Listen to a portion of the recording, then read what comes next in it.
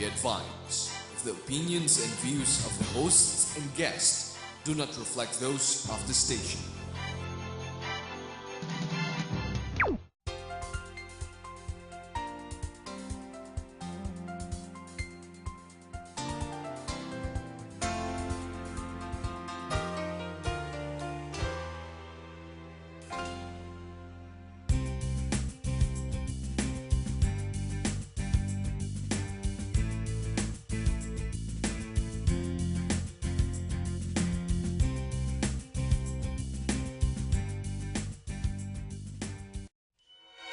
I used to be big. A name brand drug backed by millions of dollars in advertising. Starring in my own TV ads, treating people's illnesses, making everyone run through fields of flowers with big smiles on their faces. Animated pills dancing to badly re-recorded top 40 hits. I was a queen, and people everywhere begged their doctors for me. For me. And then one day, my patent expired, so the drug company turned me into a generic. But I'm still me. I'm safe and effective. I'm FDA approved. I cost less. A lot less. And doctors and pharmacists everywhere adore me. Ask your doctor or pharmacist if generics are right for you. Brand name drugs. Huh? They're just generics.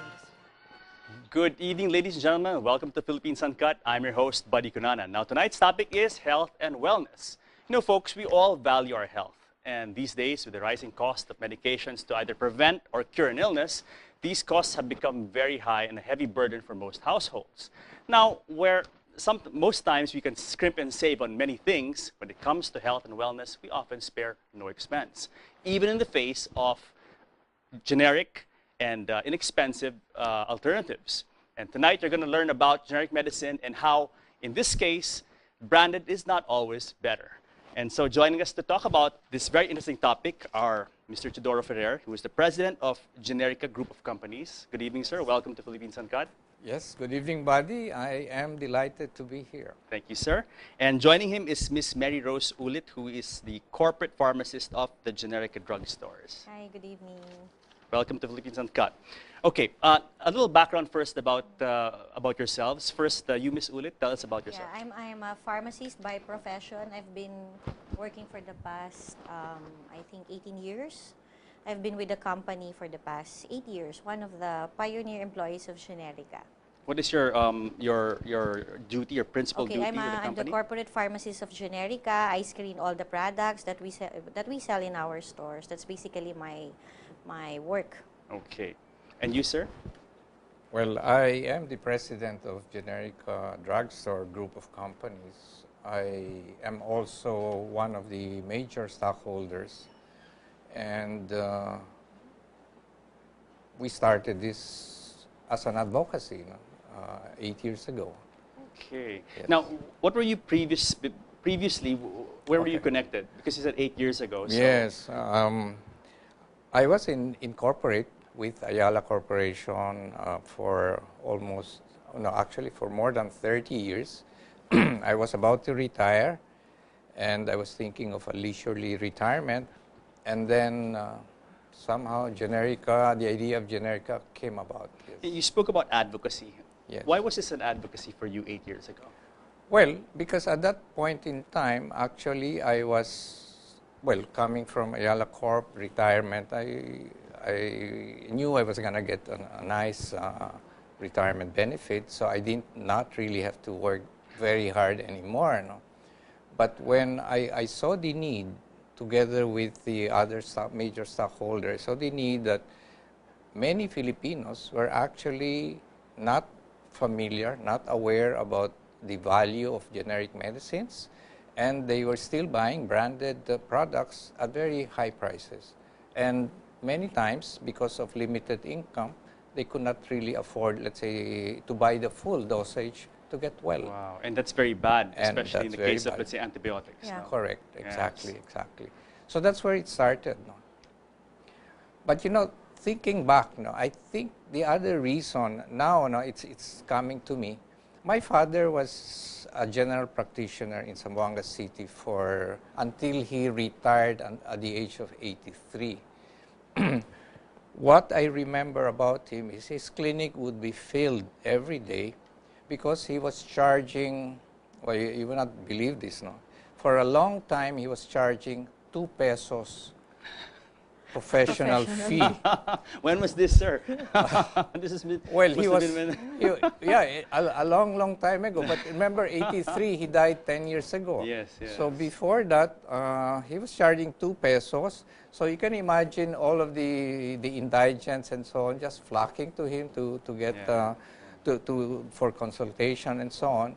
And after a very long period of time, we were telling, Pa, maybe you should increase your 2 pesos because at that time the regular fee was 150, Yes, 200, increase your 2 pesos. So finally, he agreed. He made it 5 pesos. Okay. And but the Reasonable problem with that price is the increase. professional fee is low, but when the patient leaves the office at the doctor's clinic Yeah. and goes to buy medicine, Yes. then Yeah, and well, at that time, I think it was mostly branded, but that was what he was doing. It was really his way of helping the community. And I think, looking back, no, that was probably one reason why, when the idea of Generica came, I readily agreed. Because none of us, there were 5 children, Yes. nobody became a doctor. But maybe this was the way Yes. that at least somebody in the family would be able to help so many people with their health concerns. and an excellent advocacy at that. Now, Yes. you said 8 years ago. So where is Generica today, 8 years after? Tell us about the company. I mean, how okay. big are you now? Well, the first thing you should know is we started from scratch. We did not know anything about pharmaceuticals. Wow, We did okay. not know anything about retail. Okay. Wow. So it was in that sense a real startup, and the first office was in a 2-bedroom residential apartment in Goodwill subdivision along Sukat. Yes. Wow. And that was then, no, 8 years ago. Now, we have 261 operating stores, plus 30 under construction. We are staying in an 3-story office building in Cervantes compound between Bikutan and Sukat. It's about 2,000 square meters, and we have a warehouse a little bigger than that. How many were you operating when you first started? How many employees did you have? I think we have around 5, and then the stores, I think we have around almost 9 store employees. And today? Well, today, including the company stores, we have over 300 employees. This is our own, Yes, not yes. counting the franchise stores, which typically have about 5 employees each. So if you add them all up, maybe it's more than 1,500 Excellent. people. And not just introducing generics, but even creating jobs and employment for our economy, for our people. Now, this is a very gutsy thing for you, the guys, to enter Yeah. into. You said no retail experience, no Exactly. pharmacy No pharmacy. experience. Yeah. And coming into let's say, I'm trying to picture myself 8 years ago. When you think about the Philippines, and I'll say it, when you think about drugstores, you think Mercury Drug. Yes. They are really the dominant player, the major player, and they Exactly. have a stranglehold in many different areas in the Philippines. Now, Yes. how big a challenge was it for you to start this business, given that you had this one big player already there? Well, the big difference is that we were gonna focus on generic medicines, offering the customers something that is much more valuable, cost-effective compared to branded. Okay. And so in a way, we were selling something different. Quality, generic medicines, very affordable prices. And in fact, in our mission statement, we're talking about superior customer service and with a strong sense of social purpose. That's why I'm saying it's an advocacy. First of all, on the quality generic medicines at very low prices, and then giving the customer a much better service than he would get from Yes. other drugstores. And then the community services, social purpose is really an integral part. Of How many generic drugstore chains do you have now in the Philippines? I mean, how many Chains? Yes, of generic drugstores. Well, there. How many players are there in your niche? I think we were the first one from the private sector because we had about 15 stores, already company stores, before somebody else came in. Okay. Then recently, apparently, it's becoming kind of a fad. Fad. Mas marami na Well, nag-o-open. You see generic For drugstores generics, sprouting for generics. Well, almost 300 branches in 8 years. You know, I want to get into this one. Now, what was the most difficult thing about starting this business? The biggest challenge, really? We had to learn the business. Remember, we did not know anything. The original. No, but you got consultants, I'm sure. No, you got no. outside, We got people from the industry, Yeah. like pharmacist Malot is one of our original employees, and people from the trade, from Metro Drug and so on, who then we established relationship with suppliers. Then we did the store manuals. I mean, you're really doing it, and I do not recommend it as an approach for most people because, you know, but really No, it is very difficult. Absolutely, very difficult. absolutely. Yes. And I Please. think if I may add, the biggest problem that we encountered before when we were just starting is the resistance of the community Yeah, when it comes there. to generic medicines, because they have this perception that generics are not it doesn't have the same efficacy and it's not safe to take. Yes. So that was the Yeah. biggest challenge that Yeah. one of the biggest challenge that we have to face Yeah. during that time, explaining to the consumers that generic is the same. So because there is a resistance, definitely there is. Yeah. Now, okay, let's talk about generic medicine. For the sake of our viewers, when you say, let's define it first. Okay. When you say generic medicine, what do you mean exactly? Generic is the exact equivalent of the innovator product. It is comparable in terms of quality, safety, efficacy, and of course the use. It has the same use. So what you're saying is that if there is a branded product, a branded pharmaceutical, it has a generic counterpart. Not for all, because of the patent, of course. But for those that are off patent already, there are available generic counterparts for every innovator product Let's or talk about this- originator. Okay, let's talk about this patent. How long does a pharmaceutical company, have patent over a certain product? Usually, patent lasts for about 20 years. So for 20 years, You have the no exclusive- generics yeah. can come out. You have the control of the market, so you can price it at whatever price you want. You feel that the market will buy it. Can you give us some examples of companies that have started? You know, it's okay. I mean, these are products that are out there that Okay. have started and then have now gone off patent. Okay. Classic example is Norvasc. Okay, which is explained to for our Yes. viewers. I know Norvasc is, but I wanted to come from you. Okay, Norvasc is an antihypertensive manufactured by, can I say the name Sure, of yes, the yes, sure, manufacturer? yeah. Manufactured by Pfizer. Way back, I think, 2000, around 2004, 2005, the price of Norvasc 5 milligrams is about 40 plus. That was the time when Pfizer still have the patent for the Norvasc. So when the patent expired, I think that was 2005 or 2006, the first generic amlodipine, which is the generic name of Norvasc, is priced at 985. Wow. Okay, From as of- 46 compared to Yes. almost 50 pesos. Okay. As of the moment, we have, at Generica, we were selling a bioequivalent amlodipine at the price of 5 pesos. So, And I think Norvasc today, made by Pfizer, it retails for about, I think, 20 to something. 25. Yeah, because of the MDRP. thereabouts. Because of the government sets the price for Norvasc. They put a ceiling for all amlodipine, and the price is around 22 pesos. Now, when we talk about savings, how big savings across the board, generally, Mr. Ferrer, can you get from, let's say, going to your drugstore as opposed to and buying generic as opposed to buying branded? Yes. Well, just the example of Norvasc and amlodipine, 20 against 5. But no? is that a norm? Is that the average, or can the difference Actually, be it bigger? varies. It varies. It It varies. can be bigger, it can be smaller. Depends Yeah. on how many players Yes. you have for a certain molecule. Correct. Okay, okay. But the bottom line, you have huge savings by shifting to generic medicines. And so long as you're selective about where you buy, In other words, you buy from Reputable a companies. reputable drugstore or what, then you will get well as if you buy the originator product. Yes. Yes, yes. Now, what are the most common types of or the most sought after generic medicine? Okay, the very basic. For antibacterials, we have the amoxicillin, Antibiotics. co-amoxiclav, antibiotics. For the cardiometabolic, for hypertension, we have of course, the amlodipine, nifedipine, losartan.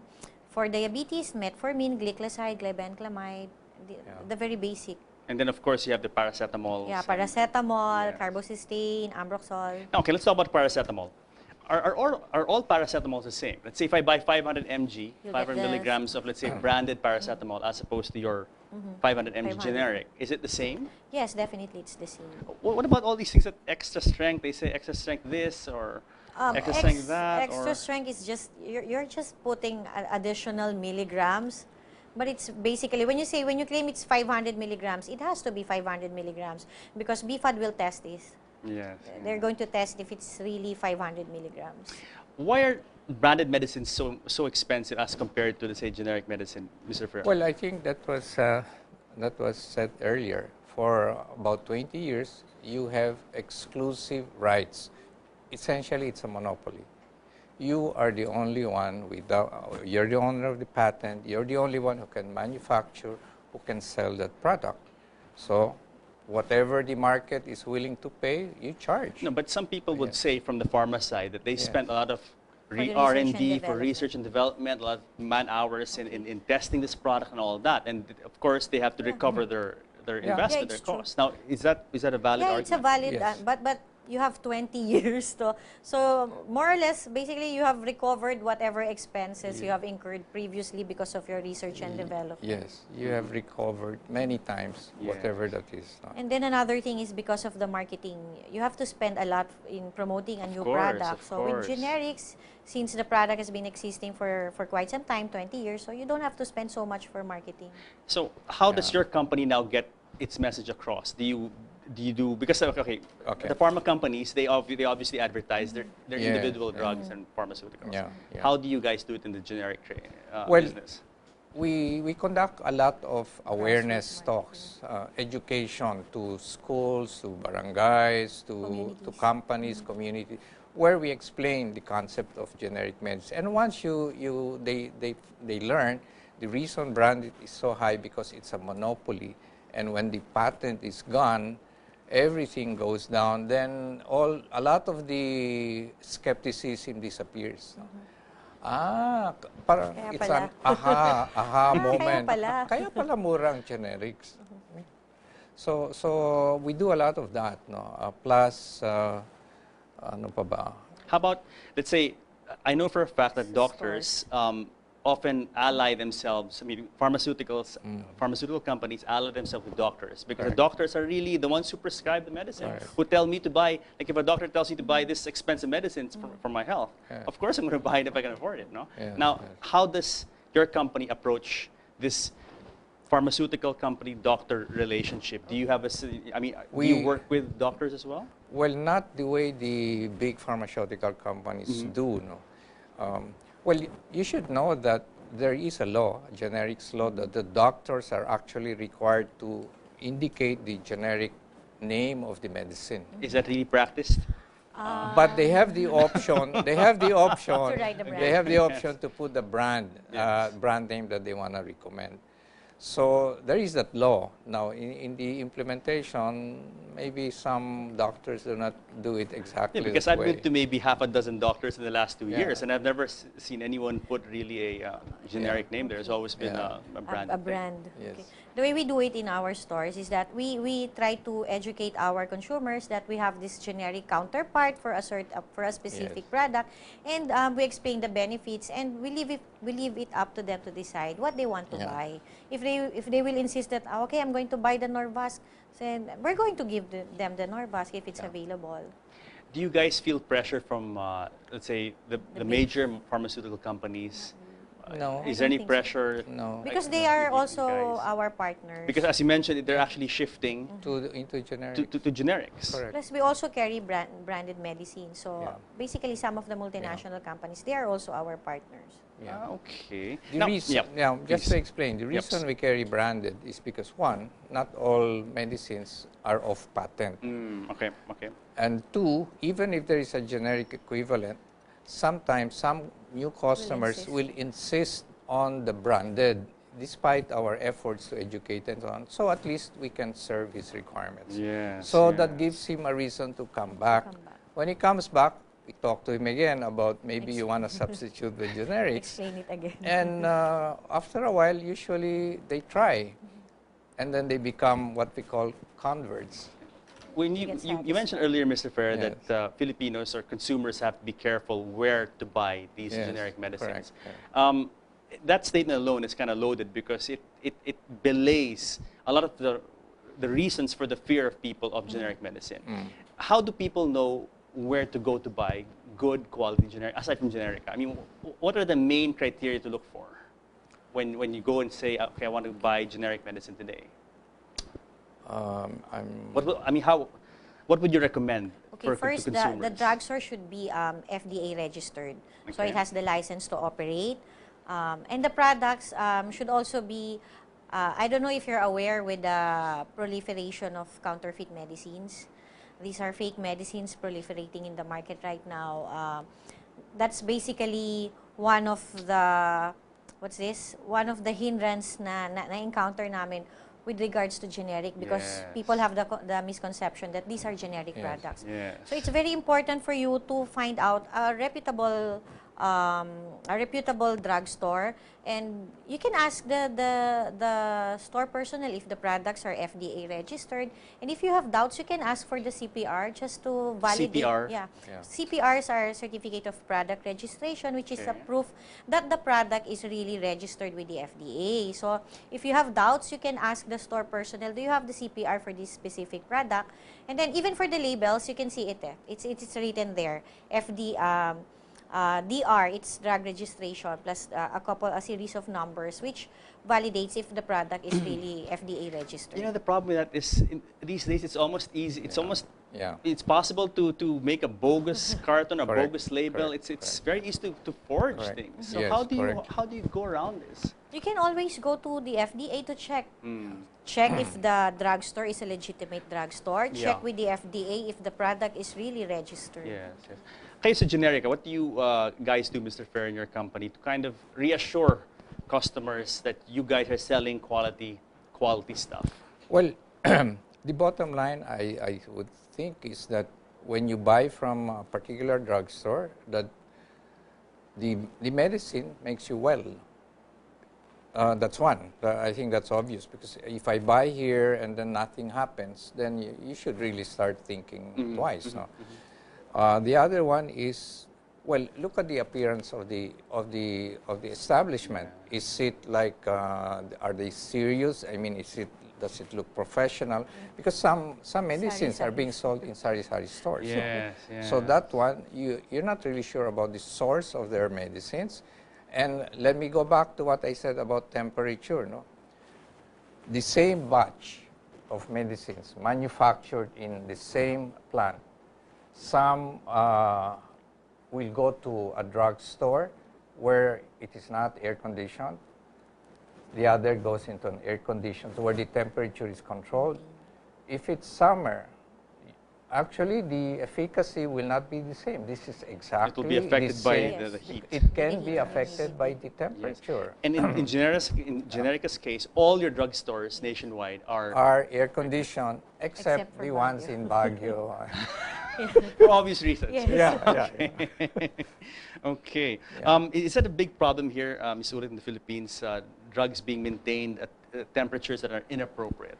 Yeah, definitely. Because Philippines is a tropical country, so you can just imagine nagsuswitch from mainit, malamig, and that's humidity. So naapektuhan, the efficacy of the product is affected. And I see a lot of drugstores, and I go to the countryside a lot. I see a lot of drugstores that are not air conditioned, Yes. including Yes. some of the bigger ones, even Yeah. some of the branches of the big drugstore chains are air If conditioned. you would notice, sa packaging ng medicines, it is clearly stated that storage temperature should be kept at 25 degrees. Obviously, especially during summer, it's not Wow, 25 yes. It degrees. goes to So you can 35, just 40. imagine, Yeah. yung food nga, di ba, kapag nainitan, napapanis, what more yung gamot? It's chemicals. At least in Generica's case, you guys really keep yes. all your... And even our warehouse is air conditioned. Also air conditioned. Yes. That's good to know. I think it's very reassuring for the customers, Yes. for the clients, and people watching us to go to, when they go to a Generica drugstore, then at least it's all, you guys have done a lot to really maintain the efficacy of the drugs there.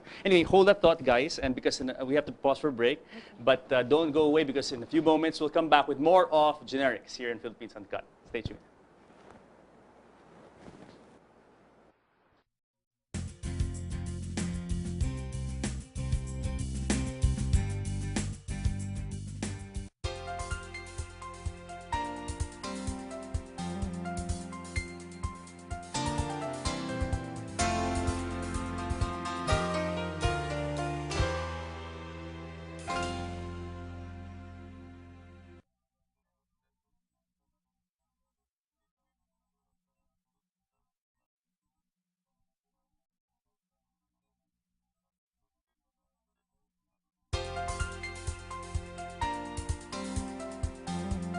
And I was thinking of a leisurely retirement. And then somehow Generica, the idea of Generica came about. Yes. You spoke about advocacy. Yes. Why was this an advocacy for you 8 years ago? Well, because at that point in time, actually, I was, well, coming from Ayala Corp retirement, I knew I was going to get a nice retirement benefit, so I did not really have to work very hard anymore. No? But when I saw the need, together with the other major stockholders, saw the need that many Filipinos were actually not familiar, not aware about the value of generic medicines, and they were still buying branded products at very high prices. And many times, because of limited income, they could not really afford, let's say, to buy the full dosage. Big smiles on their faces. Animated pills dancing to badly re-recorded top 40 hits. I was a queen, and people everywhere begged their doctors for me. Me. And then one day, my patent expired, so the drug company turned me into a generic. But I'm still me. I'm safe and effective. I'm FDA approved. I cost less, a lot less, and doctors and pharmacists everywhere adore me. Ask your doctor or pharmacist if generics are right for you. Brand name drugs. Ha! They're just generics. Good evening, ladies and gentlemen. Welcome to Philippines Uncut. I'm your host, Buddy Kunana. Now, tonight's topic is health and wellness. You know, folks, we all value our health. And these days, with the rising cost of medications to either prevent or cure an illness, these costs have become very high and a heavy burden for most households. Now, where most times we can scrimp and save on many things, when it comes to health and wellness, we often spare no expense, even in the face of generic and inexpensive alternatives. And tonight, you're going to learn about generic medicine and how, in this case, branded is not always better. And so joining us to talk about this very interesting topic are Mr. Teodoro Ferrer, who is the president of Generica Group of Companies. Good evening, sir. Welcome to Philippines Uncut. Yes, good evening, Buddy. I am delighted to be here. Thank you, sir. And joining him is Miss Mary Rose Ulit, who is the corporate pharmacist of the Generica drugstores. Hi, good evening. Welcome to Philippines Uncut. Okay, a little background first about yourselves. First, you, Miss Ulit, tell us about yourself. Yeah, I'm a pharmacist by profession. I've been working for the past, I think, 18 years. Be advised, if the opinions and views of the hosts and guests do not reflect those of the station.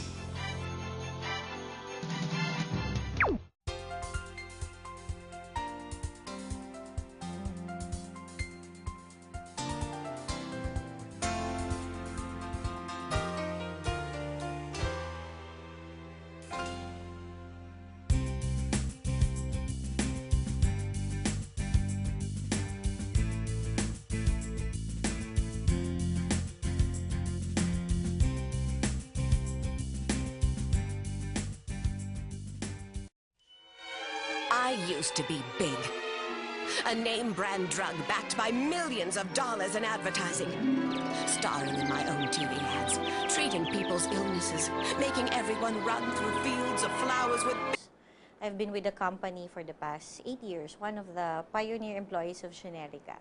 What is your duty, your principal duty with the I'm the company? corporate pharmacist of Generica. I screen all the products that we sell in our stores. That's basically my work. Okay. And you, sir? Well, I am the president of Generica Drugstore Group of Companies. I am also one of the major stockholders, and we started this as an advocacy 8 years ago. Okay. Yes. Now, what were you previously? Where were you connected? Because you said 8 years ago. So. Yes, I was in corporate with Ayala Corporation for almost, no, actually for more than 30 years. I was about to retire,